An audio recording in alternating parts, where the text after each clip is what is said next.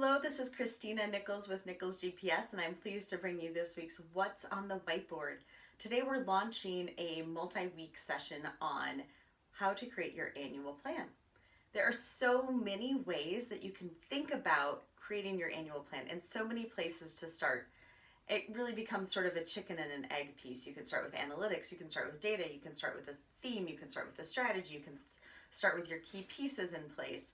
And so today, what I'm going to encourage you to do is just start. Yes, there probably is an ideal place to start for your organization, but the most important piece is that you just start. Getting caught up in the details and trying to make it perfect isn't going to make you get it done any faster. So, how to get started on your annual plan.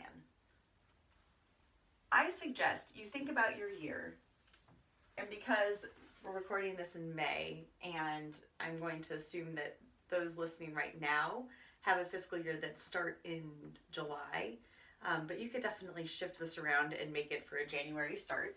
You start by laying out the year.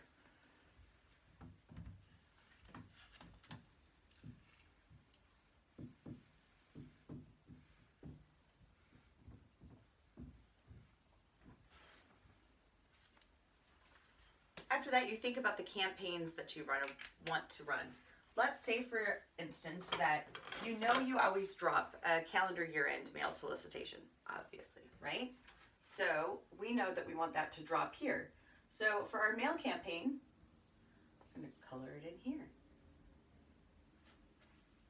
And suddenly, we start to fill out the board with all of the different things that we'll be doing throughout the year, like this.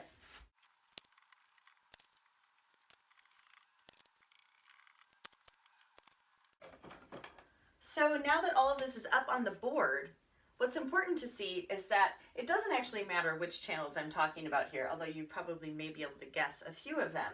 But the important part is that I at least have an idea of, here's my year, here are the channels that I could use and the different things that I know I'd like to do. One thing you could say is like, I know that our president always sends out a fall letter right here. And so this is the president's piece. And regardless of what I say or if we know if it's performing, we're going to do that piece because it's important to our community and to our president. So I'm going to slot that in there. And then you just kind of look at it and think, okay, what am I missing?